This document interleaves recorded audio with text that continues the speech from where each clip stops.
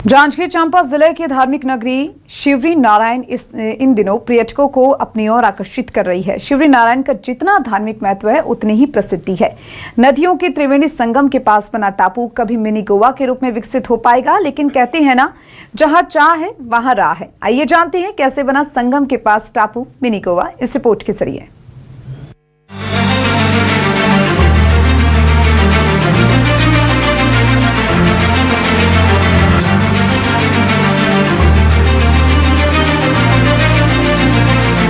जांजगीर चांपा जिला वैसे तो कई धार्मिक स्थल हैं यहाँ, जिसमें माता सबरी की नगरी और नारायण के प्रेम का प्रतीक शिवरी नारायण प्रमुख धार्मिक स्थल है।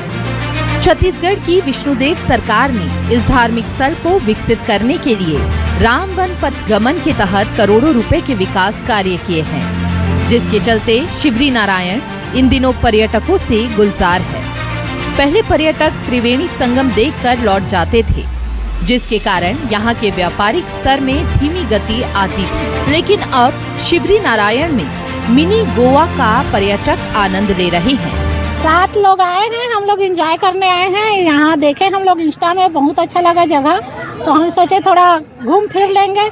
असली गोवा तो जा नहीं सकते, तो यही मजा कर लेते हैं, बोले मिनी गोवा में एंजॉय कर लेते हैं सोच के, और साथ में मंदिर का दर्शन भी हो जाएगा करके। फिलहाल मिनी गोवा के बारे में जो सुने थे उसको देखने के लिए आए थे, लेकिन अमेज़न जंगल को भी देखना था, वो नहीं देख पाए। अच्छा है, नजदीक में है, अच्छा है। अब खासियत क्या है, पूरा सेल्फी पॉइंट है, नदी पूरा झरना है, प्राकृतिक जो सुंदरता है वो नजर आ जा रहा है। और जीवन दायिनी चित्रोंत पल्ला गंगा ने नाविक युवाओं को राह दिखाई और महानदी में बने बैराज के रिटर्निंग वाटर से बने रास्ते को अमेज़न के जंगल की तरह पर्यटकों के लिए रोमांचक ट्रिप बनाया।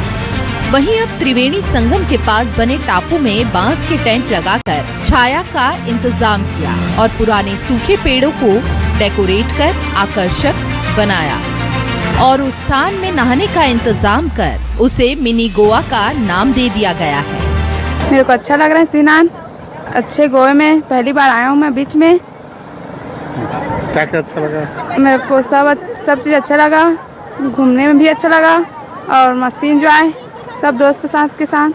अच्छा, श्री नारायण अच्छा लगा और गोवा में सब घूम रहे हैं हम लोग। घूमने आई हूँ मिनी गोवा। कहाँ पर है? श्री नारायण के टापू पर। अच्छा, तो पहले यहाँ पर आते थे क्या? नहीं, अच्छा लगा सब कुछ। कैसे आएंगे यहाँ से? वहाँ से यहाँ तक कैसे आएंगे? डोंगा में। शिवरी नारायण में महानदी के घाटों से 45 नाव चल रही हैं, जो नदी के किनारे से टापू तक पहुंचाते हैं और प्रति व्यक्ति 100 रुपए लेते हैं, जिसके माध्यम से 150 परिवार के नाव से जीवन यापन हो रहे हैं। सरकारी व्यवस्था से और नाविकों की मेहनत से आज पर्यटन शानदार तरीके से गुलजार हो रहा है। जो त्रिवेणी संगम है ना, वो टापू है, वहाँ पे हम लोग पैरा और जो बांस आता है उससे झोपड़ी बनाए हैं, जिसमें कोई भी पर्यटक अपने परिवार के साथ घूमने आ रहे हैं वो वहाँ जाके अपने परिवार के साथ खाना खा सके, टाइम बिता सके। और बाहर में जैसे कि नदी या समुद्र के किनारे बीच रहता है, वैसा व्यवस्था किया गया है सभी के लिए और धीरे धीरे और उसमें डेवलपमेंट करते जा रहे हैं। हम सभी नाविक प्रयास कर रहे हैं कि बाहर से आए हुए पर्यटकों को जितना अच्छा सुविधा हो सके दे सके। मिनी गोवा के रूप में विकसित किए गए इस टापू को देखने के लिए छत्तीसगढ़ के अलग अलग क्षेत्रों से पर्यटक पहुंचने लगे हैं और महानदी और जोक नदी के संगम स्थल में बड़े नाव में सवार होकर पहुंच रहे हैं और नदी में नहाने के साथ अलग अलग सेल्फी पॉइंट में सेल्फी लेकर घर लौट रहे हैं और इस बात के लिए खुश हैं कि असली गोवा नहीं जा पा रहे हैं, तो कम से कम यही मिनी गोवा में ही पहुंचकर आनंदित हो रहे हैं।